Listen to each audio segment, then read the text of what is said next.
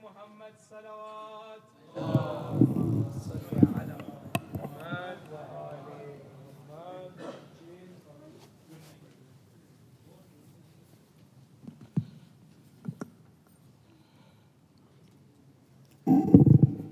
رحم الله من قرأ سورة الفاتحة.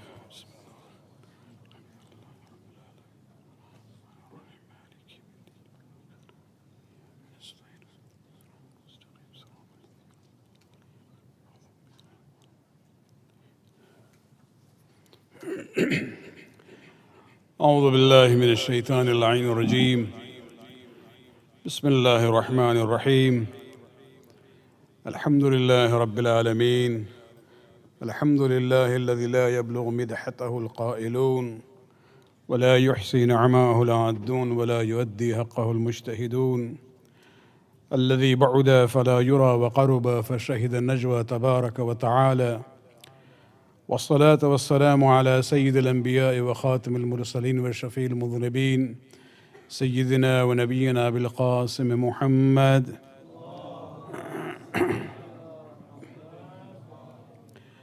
وعلى بيته الطيبين الطاهرين المعصومين واللعنة الدائمة الباقية لأعدائهم من الآن إلى قيام يوم الدين. أما بعد، فقد قال الله سبحانه وتعالى في كتابه الكريم: إن الله اصطفى آدم ونوحا وآل إبراهيم وآل عمران على العالمين. صلوات.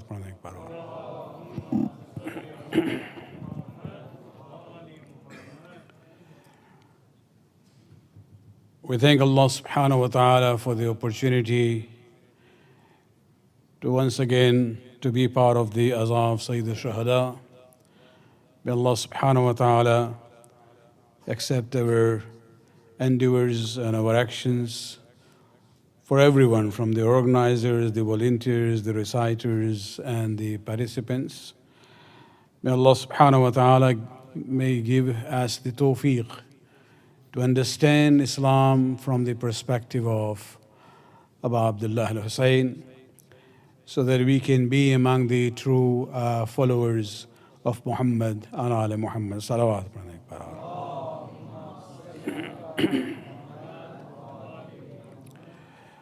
I would like to conclude this series of discussion with this ayat, which I had been reciting before every majlis, where Allah subhanahu wa ta'ala talks about the chosen ones. Ayat of al-istifa, or verse of selection, where he talks about Adam and then Nuh and then the family of Ibrahim, especially talking about Ali Imran as a way of restricting the descendants of Ibrahim. Not all of them are worthy of that selection, only those whom Allah subhanahu wa ta'ala selects. Tonight I would like to actually talk a little bit more about some of the virtues and fadail of this chosen family of the Prophet of Islam, but not in my words. Tonight I wouldn't go for 1 hour. It's a shorter speech. But I have selected the words of Amir al-Mu'mineen Ali bin Abi Talib alayhi salatu wasalam,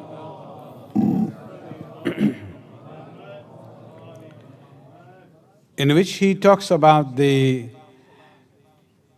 preference that Allah subhanahu wa ta'ala has given to Ali Muhammad. And this is not his khutbah. Actually, this is a letter that Imam wrote in response to the letter of Muawiya. In Nahj Balagha, the response of Amir al-Mu'mineen is there. And that is, if you go to the last section, second section of the Nahj Balagha, which deals with the letters of the Imam, it's letter number 28. This was actually a letter written by Amir al-Mu'mineen when Muawiya, during the early days after the Battle of Jamal, he realized that now it's his turn. Imam is going to deal with Muawiya. And so in order to preempt the situation, he actually wrote this letter in order to provoke the Imam. So that Imam, with the provocation of the letter of Muawiya, will respond by writing something, using negative words about the Khulafa. And he wanted to use that as a propaganda piece among the people of Sham. There is a whole history behind it, why Muawiya actually, what was the basis of his confidence in opposing Amir al-Mu'mineen. Syria or Sham, when we talk about it, it's not the present day Syria. In history, when you say Sham, it included present Syria, Lebanon, Jordan, and an entire Palestine. So it was a huge country. And that is why in Arabic history, they have a term called Ash-Shamat, plural of Sham. And so this was a very vast territory. Muslims conquered it gradually, starting from the day of the first Khalifa, and then it reached to the peak. Total conquest was during the time of the second Khalifa. But a point just to give you a background of what was the support base of Muawiya. From day one, Abu Bakr and later on Umar both actually gave the command of the army to the family of Abu Sufyan in conquering Sham. And so his older brother Yazid bin Abi Sufyan was made the governor of Damascus. Muawiya was appointed the governor of Jordan, and many others. And then after a few years, there was a plague there. Many of the senior officers died. And then Osman, basically, this is those in days of the Osman, that Osman made Muawiya the governor general of the entire area known as Sham. And so by the time of the Khilafat Zahiri of Amir al-Mu'mineen, Muawiya is already controlling that vast territory known as Sham for more than 2 decades. And remember, the people of Sham were formerly, or if not converted yet, they were all Christians. They had never seen Rasulullah. They had not gone to Medina. They didn't know many of the Ashab. Whatever Islam was fed to the people of Sham was fed through the lenses of Ali Abi Sufyan. And this is where he had built his support base. And so when Amir al-Mu'mineen comes to power with the insistence of the people in Medina, one of the first one who actually refused to do bay'at to Amir al-Mu'mineen was Muawiya. And this is how he was relying on his own support base. And in order to basically galvanize his own people in Sham, because he had projected himself to the people of Sham that we are from the tribe of Rasulullah. And Ali and Ali were projected in Sham as those who were opposed to the Ashab and the Khulafa and Rasulullah. This was the image that he had created of Amir al-Mu'mineen in the minds of the people of Sham. And so now he wanted something more. In a written from Ali. So he wrote a letter, basically trying to provoke him. And what he does was he starts talking about, oh, Allah has blessed us, the Quraysh, by sending a prophet among us. And now he's talking to Ali, huh? Just think about it. Audacity of Muawiya praising Rasulullah to Ali. And then he says that after Rasulullah, salawat Akbar.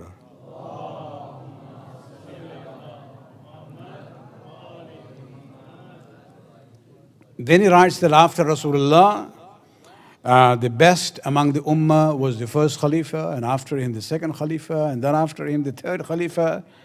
And then he says, you are the one responsible for the murder of the third Khalifa. And then, talks about even blaming Ali for the Battle of Jamal. And so he does this by praising the Khulafa, that he wanted Ali to respond to this. And then he will be able to use that letter C, that Ali is bad-mouthing the Khulafa. Amir al-Mu'mineen, and this is where we have to learn the technique of how to respond to provocation.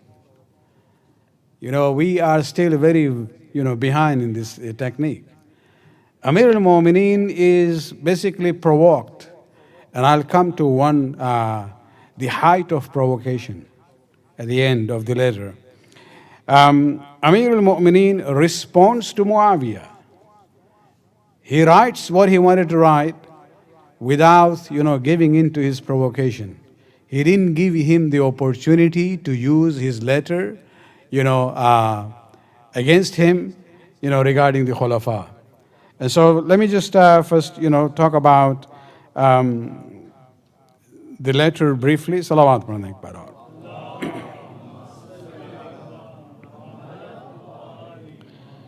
One of the difficulties with Nahj al-Balagha is that this letter in Nahj al-Balagha, letter number 28, is a response of Ali to Muawiya's letter.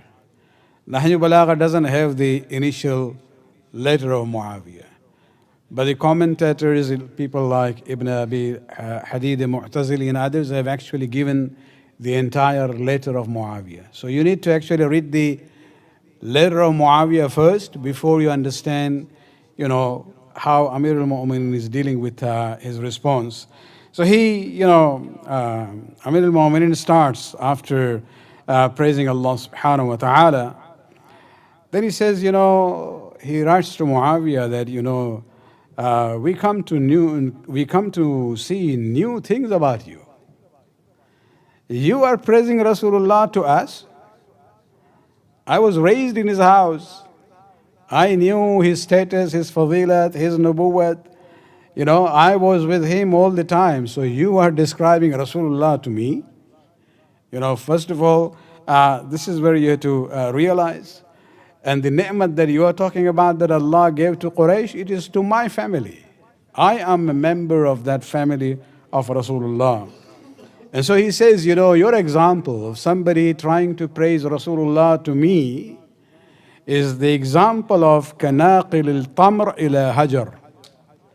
Hajar was an area in Bahrain, in Qatif area. This is very well known for they have plentiful, khurma production.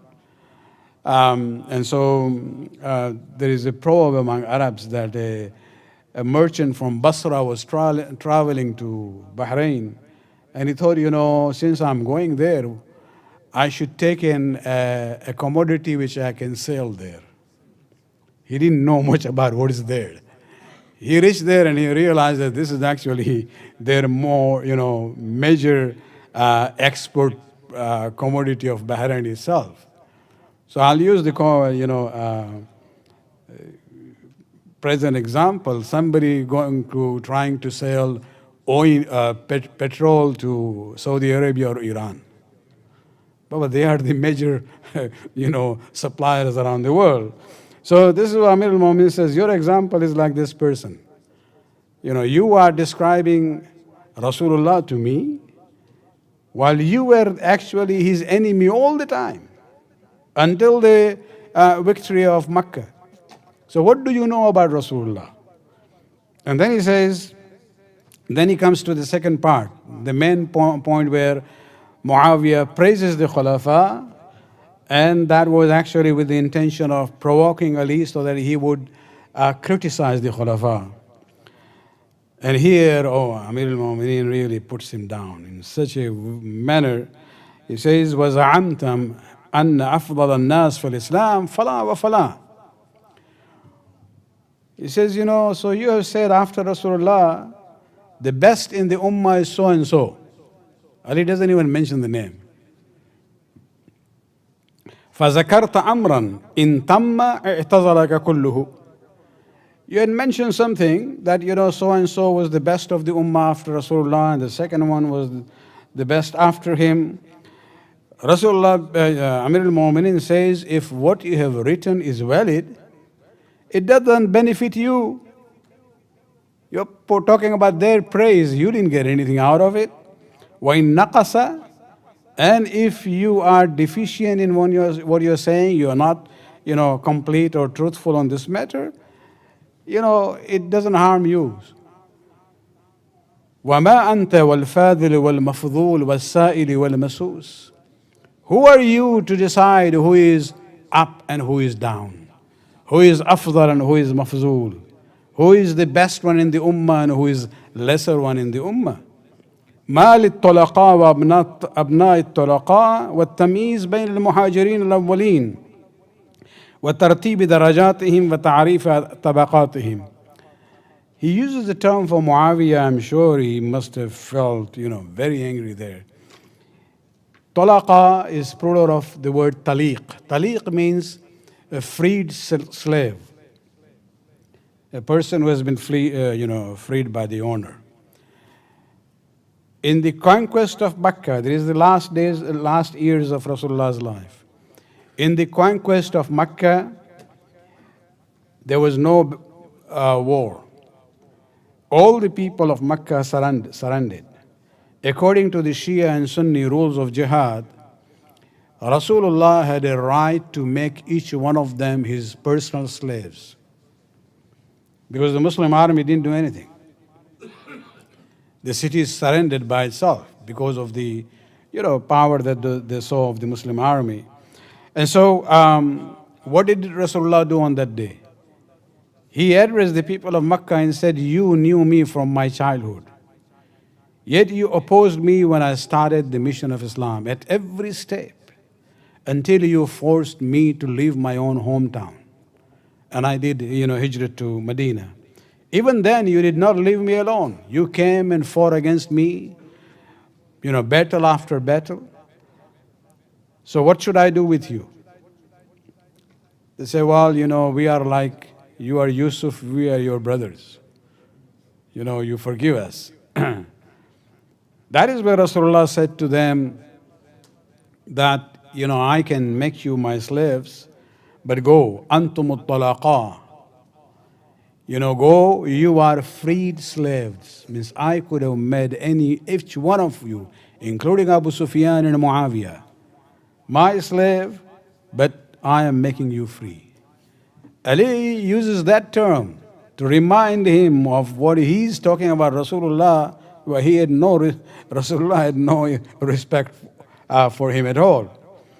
وَمَا لِلطُّلَقَاءِ وَأَبْنَاءِ الطُّلَقَاءِ. He says, what do these freed slaves and the sons of the freed slaves, what have that to do? What right do they have to, classify the muhajirin and the ashab of Rasulullah, that who is better and who is lesser? What is your position?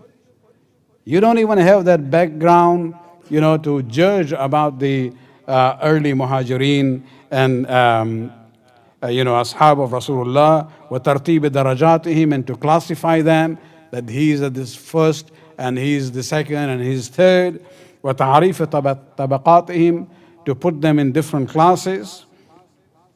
And this is where he says, you should actually look at your own origin. wa ta'rif qusur dhar'ika, look at the deficiency in yourself.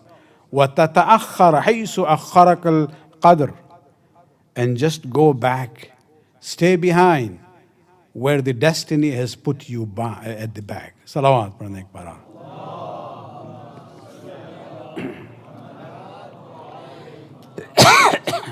So he doesn't talk about the Khulafa at all. He doesn't criticize the Khulafa at all. He just, uses that to put Muawiya himself down. And then he says, ألا ترى غير مخبر لك ولكن بنعمة الله أحدث. Then he talks about his own family.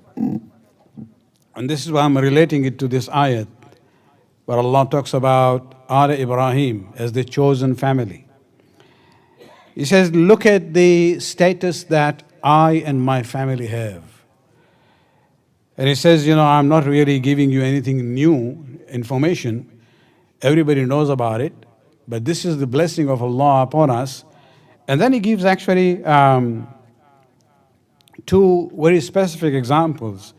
He says, look at the Muslims, even the Ashab. إن قوما استشهدوا في سبيل الله من المهاجرين ولكل فضل. He says the various battles, the Muhajirin were there and fighting, and many of them became shaheed, and each one of them has a fadilat by himself.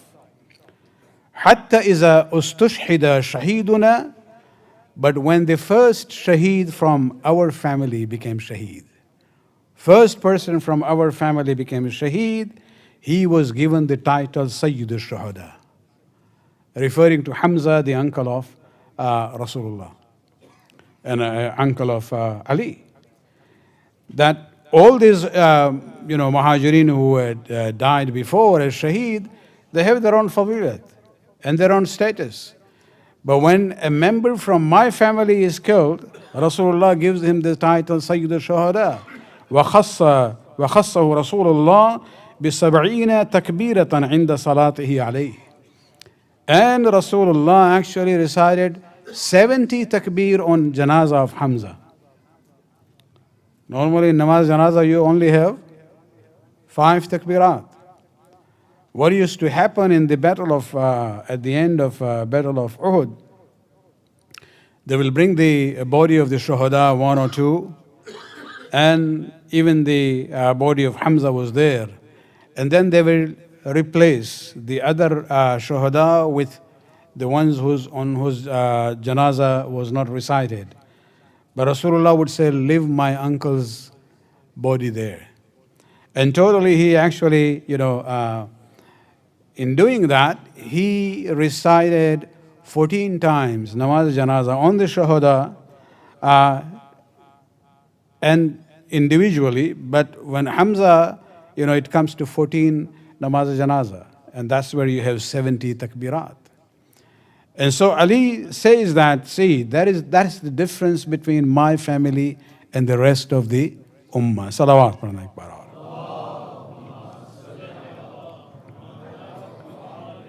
Then he says, أَوَلَا تَرَى أَنَّ قَوْمًا قُطِعَتْ أَيْدِيهِمْ فِي سَبِيلِ اللَّهِ. He says, in various battles there were many shuhada from us, from the Muslims, whose hands were cut. We have, in history, we have example of Khubayr al-Ansari and Mu'adh bin Jabal, whose hands were cut in Badr. Then you have example of Amr al-Salmi and Ubayd bin Tahyan, whose hands were cut in the battle of Uhud. وَلِكُلِّ فَضْلٌ. He says all of them whose hands were cut in their shahadat, they have their own fazilat, their own status and virtue. But then he says, حَتَّى إِذَا فُعِلَ بِوَاحِدِنَا, but when one from my family, his hand was cut, referring to his brother, قِيلَ الطَّيَّارُ فِي الْجَنَّةِ. Rasulullah gave the title to Ja'far bin Abi Talib, that he is at-tayyar fil jannah. Allah has given him wings to fly in the heaven. And he's also known as Zul Janahain. Somebody has 2 wings. So again, he's showing the difference that, yes, the ashab who were killed, they had their own status. But when somebody from Banu Hashim, the family of the Prophet, is killed, they have a different status. And then he says, وَلَوْلَا مَا نَحَى اللَّهُ عَنْهُ مِنْ تَزْكِيَّةِ الْمَرْءِ نَفْسَهُ. If Allah has not forbidden self-glorification, I would have talked about myself quite a lot. But he doesn't. He says, I would have talked quite a lot so that the hearts of the mu'mineen would accept it, and those who listen to it will be agreeable to it. But he says, I will only leave you with one point about himself and his family. He says, فَإِنَّ صَنَائِعَ رَبِّنَا وَالنَّاسِ بَعْدُ صَنَائِعْنَا. All the blessings that we get from Allah comes to us directly from Allah subhanahu wa ta'ala. But the blessings to the people goes through us. We become the wasila for the blessings of Allah subhanahu wa ta'ala. Salawat padhne ek baar.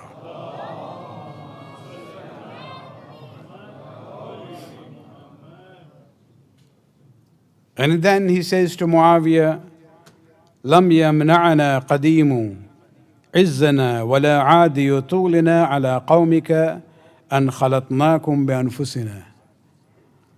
He says, in spite of all this difference between your status and your family and my family, we still decided to interact with you. فَنَكَحْنَا وَأَنْكَحْنَا. We even married one another. You know, one of the uncles of Rasulullah, Abu Lahab, was married to Jamil, who was the sister of Abu Sufyan, Muawiya's aunt. And so he says, we still interacted with you. We even married in your family. فِعْلَ الْأَكْفَى, like equals. وَلَسْتُمْ هُنَاك, although you are not equal. وَعَنَّ يَكُونُ ذَلِكَ كَذَلِكَ. How can it be that you be equal to us? Then he gives 4 examples. He says, مِنَّ النَّبِي وَمِنْكُمُ الْمُكَذِّبِ. The Nabi was from us, but the rejecter of Nabi, Abu Sufyan, your father, is from your family. Minna Asadullah, the lion of Allah, referring to Hamza, Sayyid al-Shuhada, is from us. Wa minkum Asadul Ahlaf, whereas the lion of the allied forces is from your family. Utbah bin Rabi'ah, who was the grandfather of Muawiya.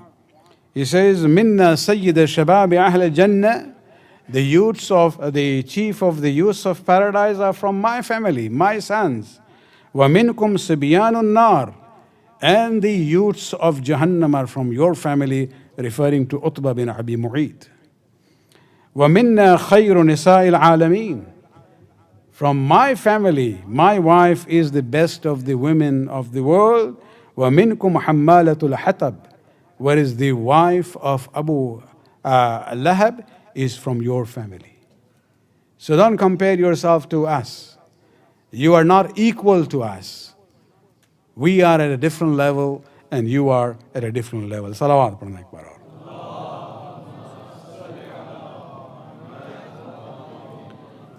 And he says that, Allah subhanahu wa ta'ala, he says that the people who are close to Ibrahim are the one, referring to Rasulullah and those who believed in him and supported him. He says on both this basis we are closest to Rasulullah. We are related to Rasulullah and we supported and obeyed Rasulullah, unlike you and your family. And so this is where we see that, Amir al-Mu'mineen basically responds to Muawiya in a very, very strong words, but did not give in to the provocation that Muawiya had in his letter, that he might end up writing negative things of the Khulafa, that Muawiya would use it then among the people of Sham, because for them Khulafa were there at the top after Rasulullah. But the height of provocation in that letter is at the end. Amir al-Mu'mineen says, you have mentioned that, you have an army and your swords are ready to come and fight with me.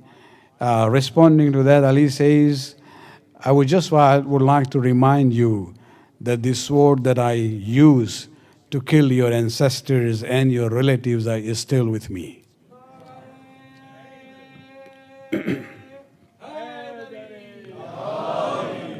But the last point, which Muawiya wanted to, I would consider to be the height of provocation, that Ali might say something against Abu Bakr or Umar.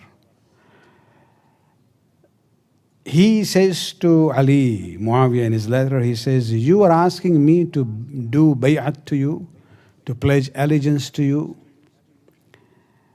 Remember we hear about in the days of Fatimiyya, Some people raise this question, oh, is it true? Did this happen? Was the house attacked or not? And I ask you to go and look at that letter. Look at what Muawiya is saying and what is the response of Ali to that.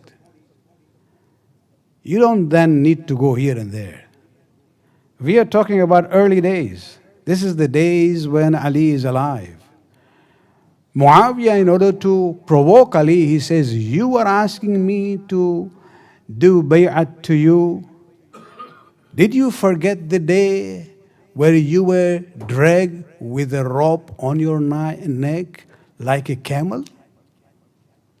And you were dragged with the demand for the pledge of allegiance. When did this happen? This happened when they attacked the house.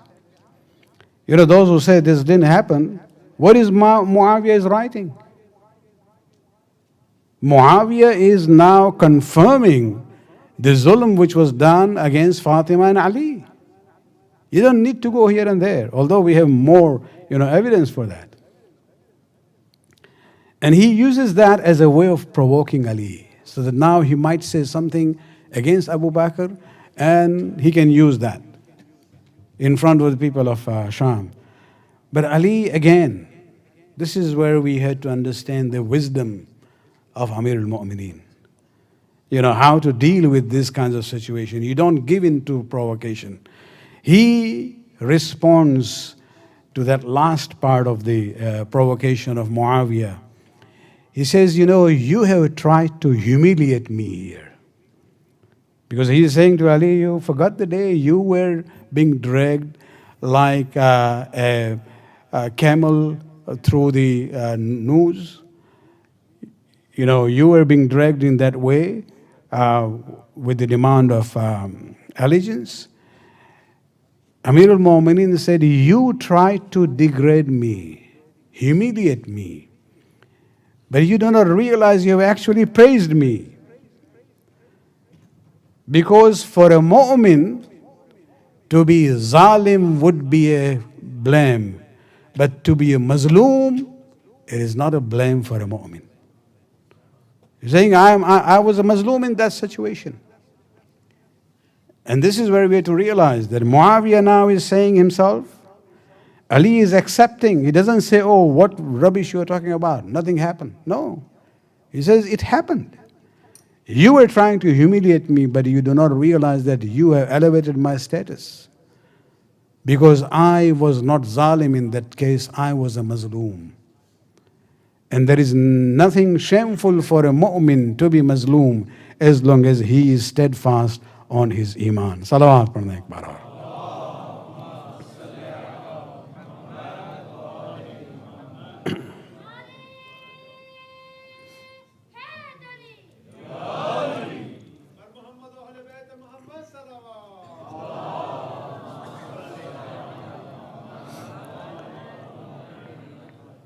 If you look at this letter of Amir al-Mu'mineen, you will see that when he is talking about the fadail of this chosen family, he is not only referring to the ma'asumeen among them.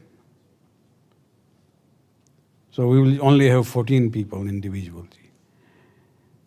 And at that time it's Rasulullah, Fatima, Ali, Hasan and Hussein.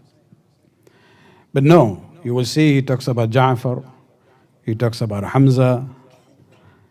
And this is where we have to realize that, yes, the infallible ones are at the top in this selection of Allah subhanahu wa ta'ala. But those who were close to them, especially those who are related to them by blood, they also have acquired that status of being chosen in the eyes of Allah subhanahu wa ta'ala at a different level, at a different degree.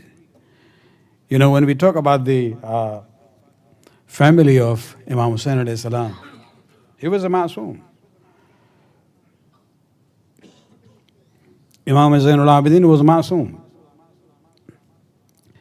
But when you talk about other members of the Banu Hashim, this is where you come to realize that Imam Hussein alayhi salam recites this ayat on that day.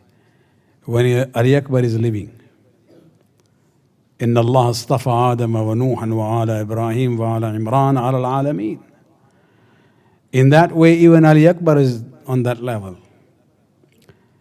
When you talk about Abbas, he's not a masoom, but he is on that level. When you talk about Bibi Zainab, she is definitely on that level. You know, when we use this term, Sharikatul Hussein, this is not poetry. This is not, just exaggeration. This is the reality.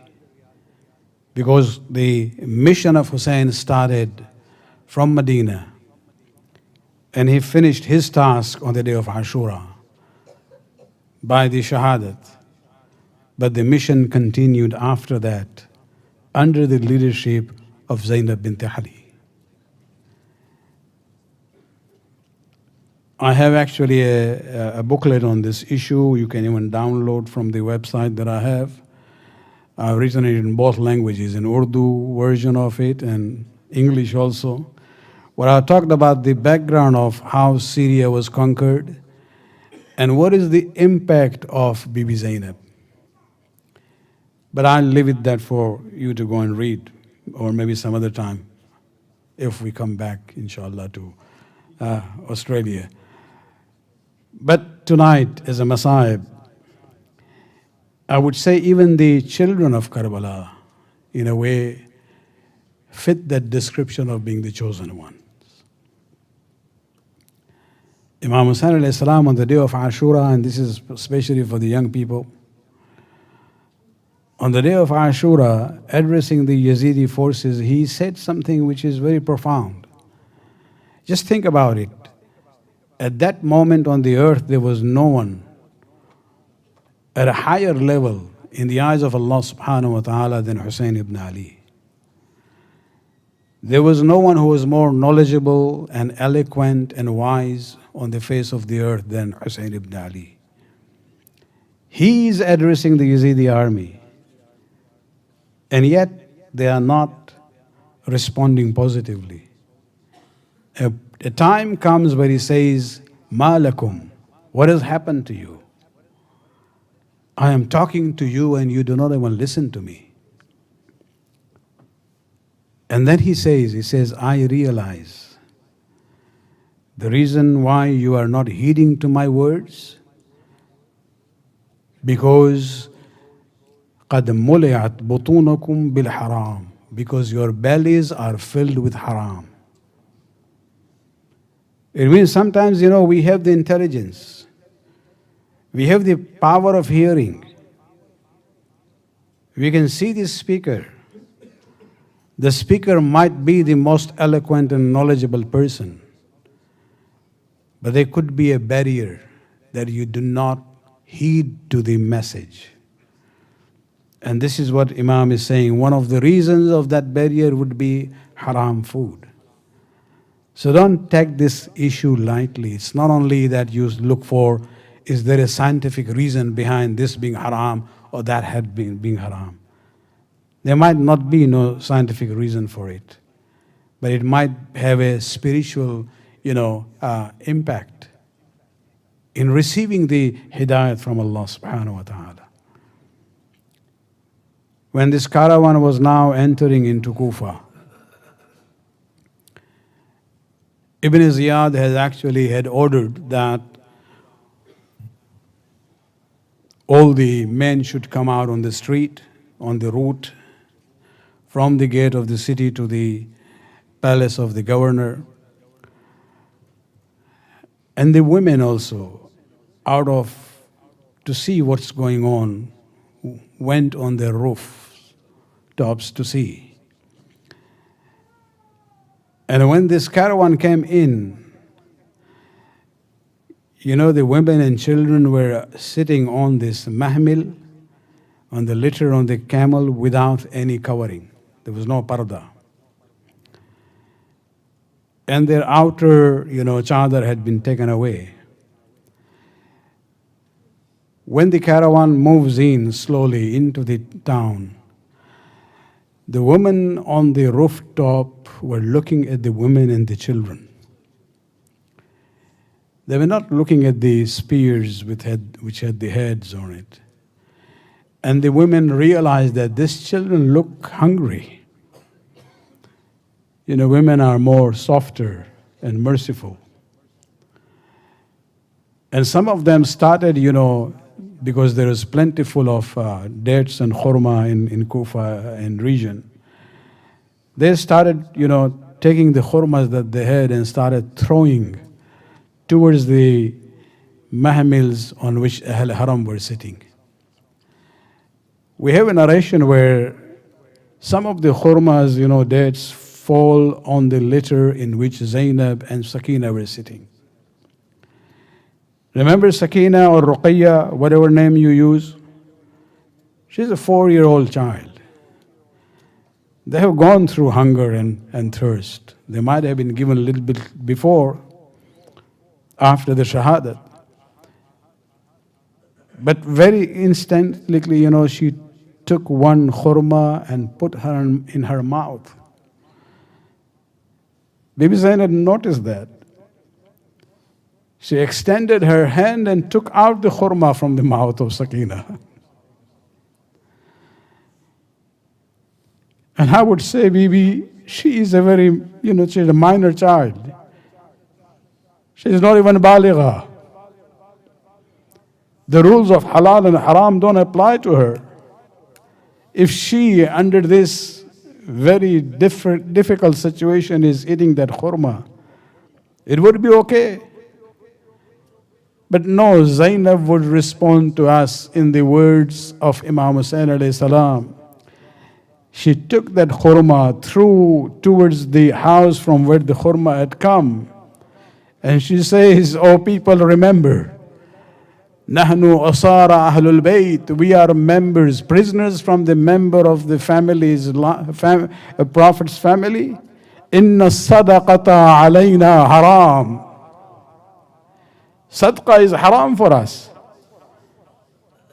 We will not even allow our minor children to eat what is haram for us." Even in that situation, there was a maid or a slave girl who heard these words. And she ran to her home of her mistress further down on the street. And she says, "I heard something very unusual from this one of the prisoners, this lady." And he says, "What is it?" He says, "This lady is saying, we are the family of the Prophet, inna sadaqata alayna haram." The mistress of this slave girl stood up. She said, "What are you talking about? This is only applicable to Ali and Fatima's children and descendants." She goes on the roof with the slave girl. And then she points that is the camel on which this lady uttered those words. When that camel came close, this was the lady known as Habiba, who had actually served the family of Ali in the past. And when Zainab's camel came close, she asked, "Oh lady, where are you from?" And she said, Zainab said, "I'm from Medina." "Which neighborhood of Medina?" "From Banu Hashim." She says, "Do you know Hussain ibn Ali?" Zainab said, "Why you are asking this?" She said, "I have served them. I have served the family of Fatima. I have served the children of Fatima. And I have this desire to go and visit Hussain ibn Ali, to do ziyarat of Hussain ibn Ali." And this is where Zainab actually exposes her face fully. He says, "Oh Habiba, you don't have to go far. I am Zainab bint Ali wa Fatima. You want to do the ziyarat of Hussain, you don't have to go to Medina. Look at that spear and the head which is there. That is the head of Hussain ibn Ali alayhi salatu wassalam. Ala lanatullah. القوم الظالمين سيعلم الذين ظلموا أي منقلب ينقلبون. खुदावंद इस क़िले बात कबूल फरमा, हमारे गुनाहों को बख्श दे, हमारी तौफ़ीक़ात में इज़ाफ़ा फरमा। खुदावंद हमें सलाहियत दे कि हम लोग सही मानों में अली और आले अली की पैरवी कर सकें। खुदावंद आलम इस्लाम में सुलह और अमन की फ़िज़ा पैदा कर, तकफ़ीरी अफ़वाज की तमाम सलाहियतों को नीस्त व नाबूद फरमा। इमाम के ज़ुहूर में ताजिर फरमा। रब्बना तक़ब्बल मिन्ना इन्नका अंतस समीउल अलीम।